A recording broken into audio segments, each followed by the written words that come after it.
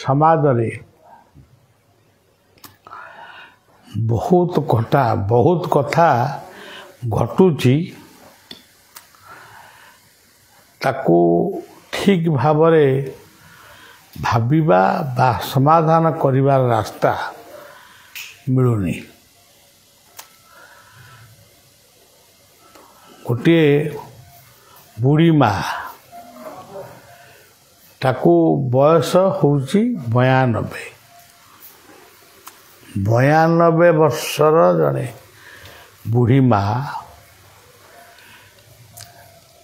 सी गोटे वृद्धाश्रम आसी ये 4 मास है गोटे वृद्धाश्रम अच्छे तार 3टी पुओ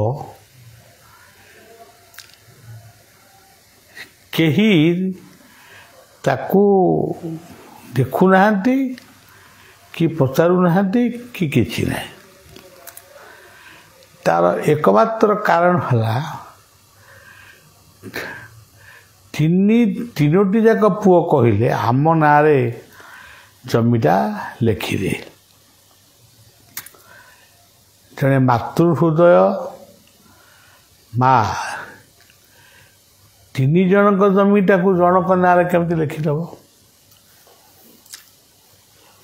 छोटा कुदा अंध पुओ पछे हेउ बंची माँ कहे मोर बंची पुओर पुओ हेउ पछे छोटा कुदा अंध माँ आखिरे से पूर्णमीर चांद। तेणु माँ से सब बड़े माँ तार मातृत्व आबिलता नहीं से केमिटी 3 भाई नारे करदब जदि करी नदेले पिला माने पाठशाठ पढ़ी शिक्षित होइचंती से माने मझिरे मझिरे आसिकिरी माँ को टिके देखा करिवा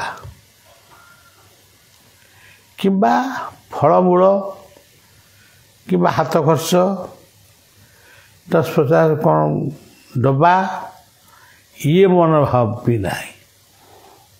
तामाने सी जानीगले जे माँ आम पाखु चली जाइए माने गोटे ग्रह पड़े एणिकी आमे शांति रे रहिबो।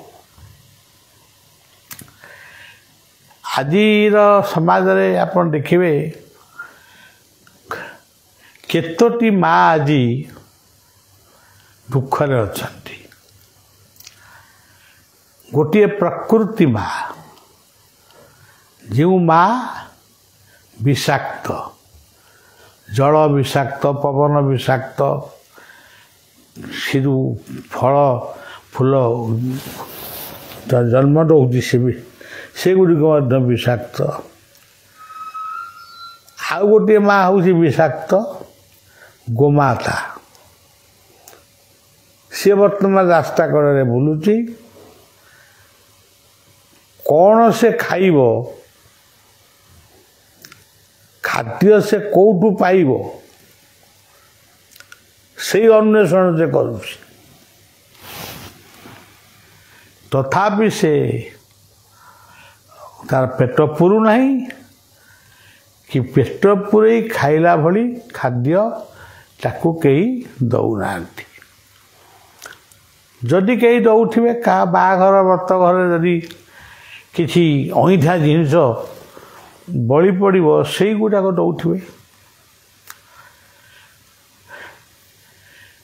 गोटे छोट कहानी बहुत दिन तले मु पढ़ी बलद को 40 वर्ष आयुष दिगला।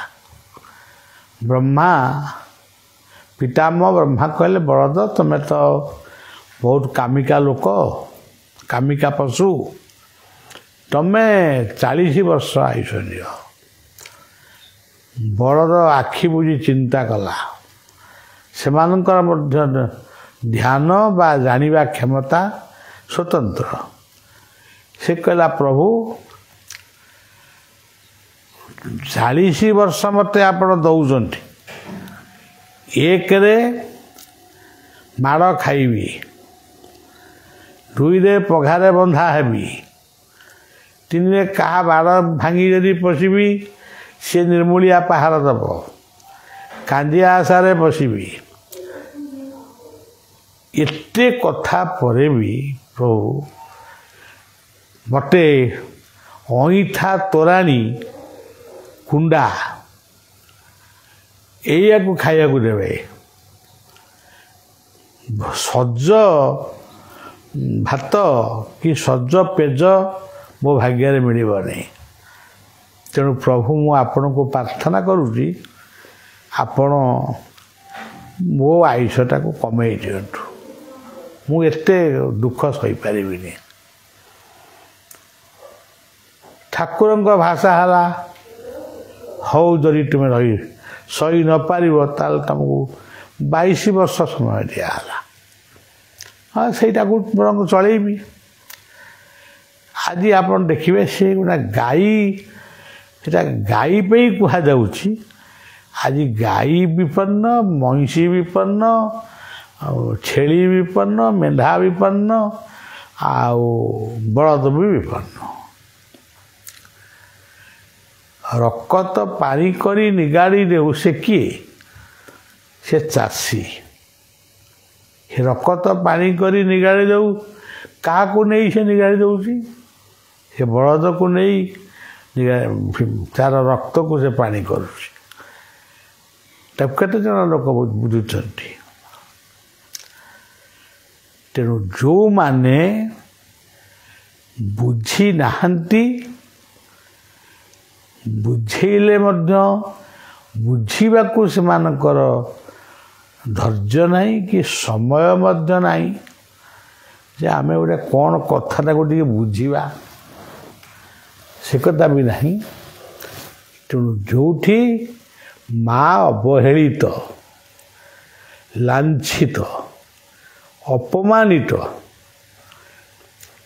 ଏଗୁଡ଼ିକ କେବେ ହେଲେ ଯେମିତି ପ୍ଲାଷ୍ଟିକ କାଗଜ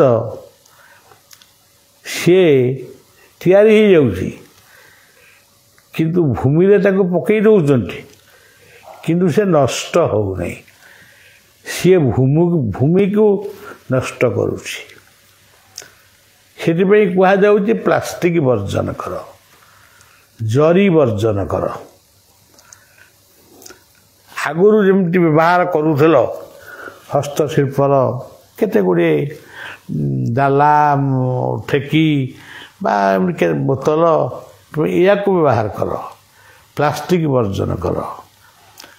ପ୍ଲାଷ୍ଟିକ ହେଉଛି କ୍ୟାନ୍ସର ରୋଗର ଗୋଟିଏ ମାଧ୍ୟମ।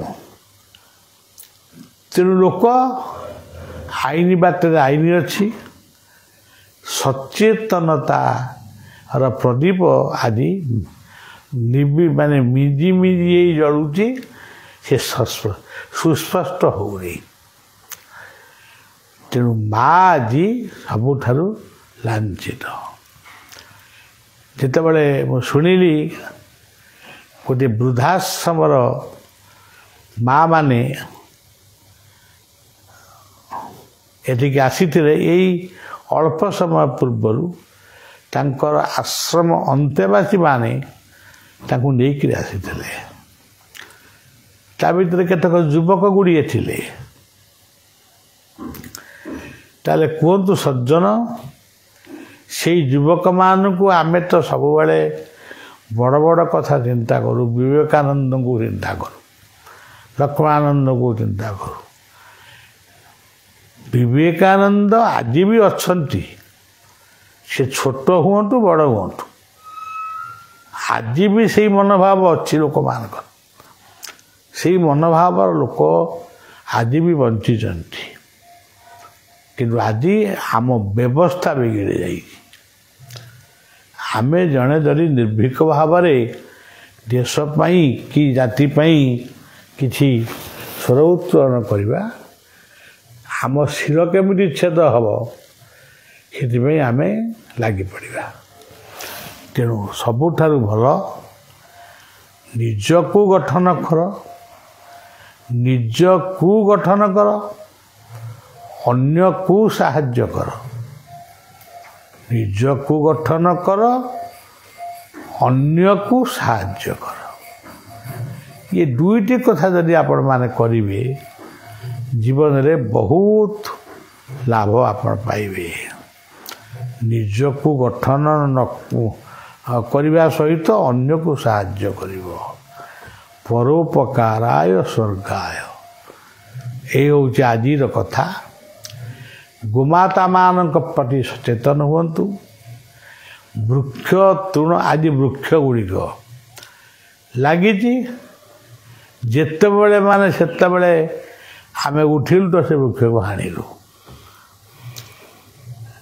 तेणु वृक्ष माने मध्य तांको आखिरु भी अश्रु धरुछि। ये सबु अश्रु मनीष ही भोग करिवो। मनीष जदि एबे सचेतन न हबो ताको भोग करियो पड़िबो ही पड़िबो। तेणु एबे थारु हमकु सचेतन रहिबा को पड़िबो। आजिर कथा एतिकी पुणी आपण मानकु काली कहबी। आज आश्रम रे अछि, काली मध्य आश्रम रे अछि।